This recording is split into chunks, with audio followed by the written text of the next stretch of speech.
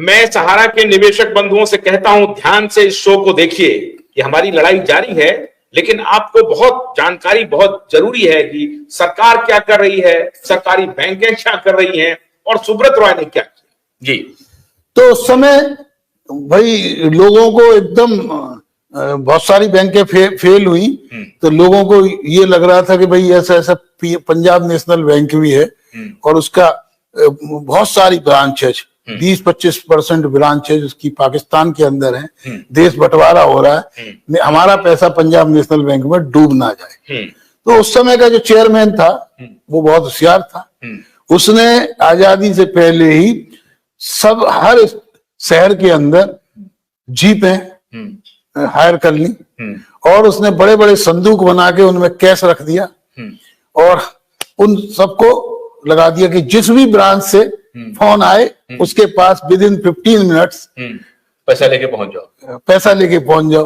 तो जैसे ही बंटवारे की बात हुई तो जो भी पैसा लेके किस ब्रांच में पहुंचा उसमें मिल रहा था, जब मिल रहा था तो किसी को टेंशन नहीं हुई। यदि किसी जगह ये हो जाता कि नहीं अभी पैसा नहीं है, नहीं मिल सकता, तो सारी दुनिया बाहर निकल आती। तो इस तरह ये जो फाइनेंस कंपनी है या बैंक है, ये हमेशा विश्वास पे चलती है, तो इनका विश्वास नहीं तोड़ना चाहिए था। इस विश्वास तोड़ने की वजह से इसने तोड़ने का काम किसने किया? ये कांग्रेस सरकार ने किया। भाई सेबी आया था निवेशकों की रक्षा के लिए, लेकिन जब तक वो नहीं आया था उससे पहले जो कुछ हुआ था, हालांकि एक लॉ था, उस लॉ का बाईपास किया था सहारा ने। जिस तरह टी सीरीज वाले ने लॉ का फायदा उठाया कि किसी के गाने किसी और से गवा दो तो कॉपीराइट एक्ट नहीं लगता, इसी तरह हमारे यहाँ जो फाइनेंस कंपनी थी उसको ऑन डिमांड फिक्स डिपॉजिट ले सकती थी सहारा, ऑन डिपॉजिट लेने का कोई प्रोविजन नहीं था। वो केवल जिसमें बैंकिंग लाइसेंस है वो ही ऑन डिमांड पेमेंट कर सकती थी। जैसे आज सेविंग अकाउंट है, आप जाइए, उस गलती के लिए नहीं, गलती नहीं, उसको पनिश कर दीजिए, बहुत हो सकता है हल्का फल्का, नहीं वो उसको प्रोटेक्ट करिए, उसको रोक दीजिए, उसने नहीं, उनने क्या किया, लॉ का एक तरीका निकाला, उस तरीके में उन्होंने कोई वायलेशन नहीं किया।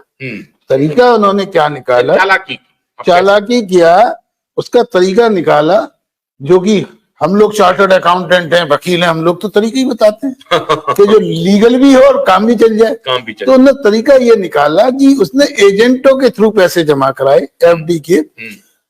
जिस भी एजेंट के पास कोई इन्वेस्टर कहता मेरे को कल पैसा चाहिए या परसों पैसा चाहिए, तो एजेंट वो लिस्ट इनको दे देता था।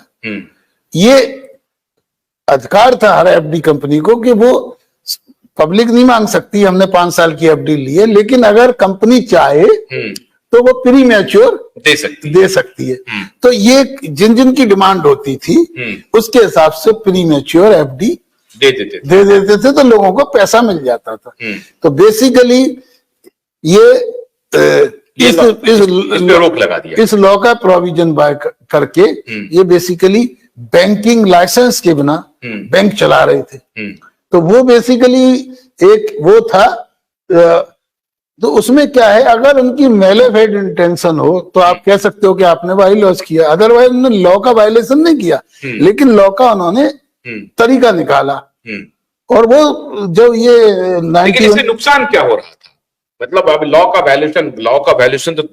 वायलेशन तो तब होगा जबकि किसी का नुकसान हो जाए। हाँ। ऐसा क्या हो रहा था क्या? देखिए ऐसा है, उस वक्त तक तो ऐसा नहीं हुआ, लेकिन या उनको प्रीएम्प्ट कर लिया कि ऐसा हो सकता है कि आने वाले दिनों में ये पैसा नहीं लौटा सकता। देखो ऐसा है कि वर्ल्डकॉम था यूएसए के अंदर, वो सबसे बड़ी फाइनेंस कंपनी थी, वो एकदम दिवालिया हो गई। और जो सबसे बड़े चार्टर्ड अकाउंटेंट फर्म थी आर्थर एंडरसन, बिग 4, उसके 150 कंट्री में ऑफिस थे, वो भी आर्थर एंडरसन भी बंद करनी पड़ी क्योंकि वो उनके ऑडिटर थे। और इतना ह्यू एंड क्राई हुआ अमेरिका के अंदर, सार्वंस एंड ऑक्सिलरी एक्ट बना, क्योंकि जो पब्लिक इंस्टीट्यूशंस थे उनमें पूरी पब्लिक का विश्वास गड़बड़ा गया था। और एक उस समय फोर्ड कंपनी के चेयरमैन होते थे ली आयुक्का, उन्होंने भी किताब भी लिखी, द ग्रेट डिप्रेशन ऑफ 1990। उन्होंने कहा अगर सही पोजीशन बता दी जाए, फोर्ड, जनरल मोटर और जितनी भी हैं, दे हैव $1 ट्रिलियन का लोन है, वो सब अमेरिका की हर कंपनी दिवालिया हो जाएगी। ये उन्होंने बातचीत की। तो वही पोजीशन यहाँ पे है, लेकिन यहाँ पे सेबी एक्ट बना। तो सेबी एक्ट बना, तो सेबी एक्ट में के अंदर नियम बनाए गए, कानून बनाए गए, रेस्ट्रिक्शंस ली गई, लेकिन इनके पास उससे पहले भी था, उसने उस एक्ट बनने के बाद भी वो जो पुराना था जिसके अंदर ये म्यूचुअल इन्वेस्टमेंट वगैरह सब रेस्ट्रिक्ट कर दिया सेबी ने, वो उसके बाद भी, क्योंकि वो कंटिन्यू रहा, क्योंकि उनका इतना सालों का नेटवर्क बना हुआ था एजेंट का, ड्रम का।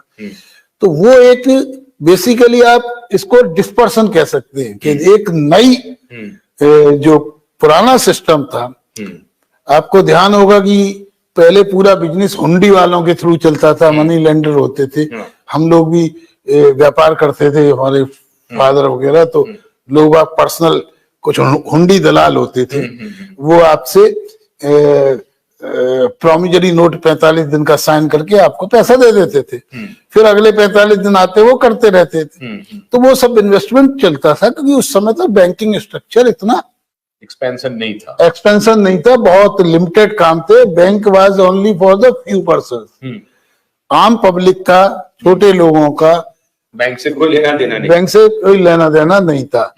तो उस समय इन्होंने जो काम किया वो कंटिन्यू। भोलानाथ का ब्रश कटर एक बैटरी चालित मशीन है जिसका चार्जिंग समय 3.5 घंटे है। यह 6 से 8 घंटे के प्रभावशाली संचालन समय का दावा करता है, जिससे यह एक बार चार्ज करने पर 16,000 वर्ग फुट गेहूं या चावल के खेतों को कुशलतापूर्वक काट सकता है, जबकि इसका पेट्रोल समकक्ष व्यक्ति उसी कार्य के लिए 1,000 रुपए मूल्य का पेट्रोल खर्च करता है।